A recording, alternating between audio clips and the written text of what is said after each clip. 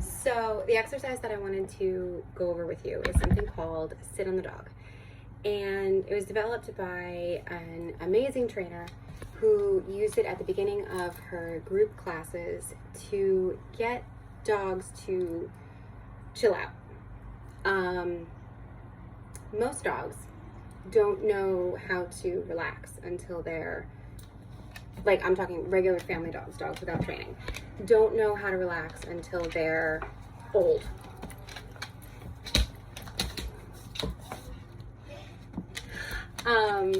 And that's because they've finally been bored and just figure it out. But it takes some time. The cool thing about Sit on the Dog exercise is that you can essentially train a dog to pick a moment that you decide and chill out and just lay down, calm down, and be. No chew toy, no toys, no biting on you, no nibbling on things, no nothing. So the way this exercise works is you have dog, Dexter here. You have a high back chair or a chair. There has to be nothing around it. So that's why we're in my kitchen right now. There's too much stuff on the floor from prepping for Christmas. So you have to have nothing around it. So basically think empty kitchen floor and sit in a kitchen chair. And then you're going to, literally, back up. You're going to put the leash, so you're giving him like that much space, and you are going to sit on the leash. And then you're going to find something to do for the 45 minutes or so that it's going to take for your dog to finally give in.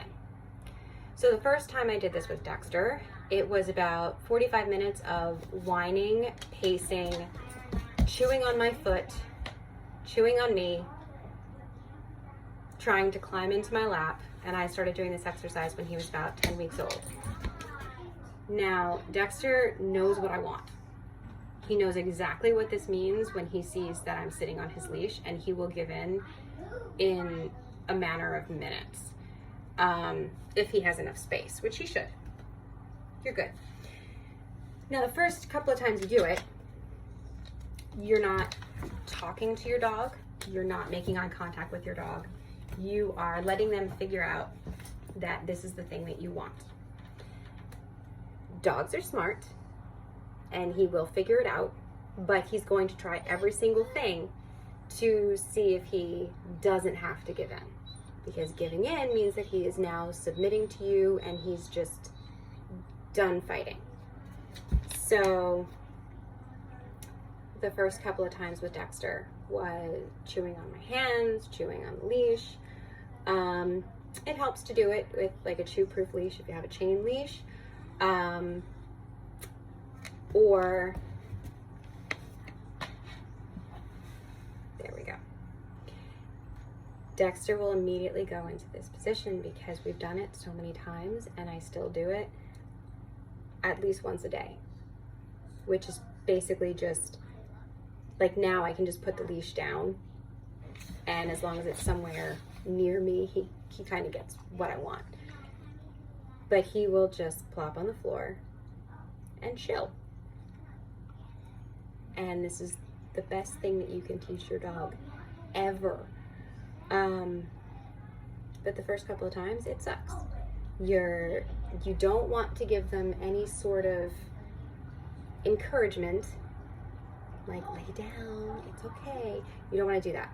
You are doing complete silence other than the word no if he's biting on you. So if he starts, biting the leash, you're going to pull the leash out of his mouth, no, and you're just going to go back to doing what you're doing. And you're going to have to repeat that 1,000,000 times the first couple of times. But if you do the exercise, you will get to the point where it took Dexter less than 4 minutes, and he will stay here for as long as I'm sitting on his leash. Unless he has to pee, then he'll get up. But he knows that he's not getting out of it. There's no option here. No matter what he does, he's not going to be allowed to leave. And he's chill. This is the absolute best thing you can ever teach your dog. So literally, you're sitting on leash. There's enough length here that they feel a bit of pressure on their neck. Not choking, but there's a bit of length. You could do this with the slip lead, but you don't want him strangling himself. So you would want to move the stopper part so that it's not going to get tight on his neck. It's just going to give him a little bit of pressure. And yeah, the first couple of times that you do it, it's going to be about a 45-minute long exercise, easily. Once he gives in, and you'll hear a sigh. They always sigh. Dexter did it just now too. There's always like a, and it's kind of like, okay, fine. As soon as you hear that, you start a 30-minute timer. And after that 30-minute timer is done, then you can just get up and go about your day.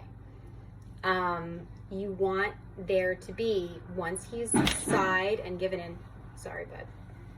Once he's sighed and given in, you want there to be 30 minutes.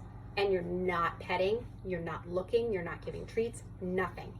You are absolutely ignoring the dog. When you get to doing it months and months of his life, then you can, pet him when he's laying down next to you. But the most important thing in the beginning is that you are completely ignoring that dog unless he is biting something or trying to eat something. Then you're saying no and you're removing it. That's the only time you're acknowledging the dog.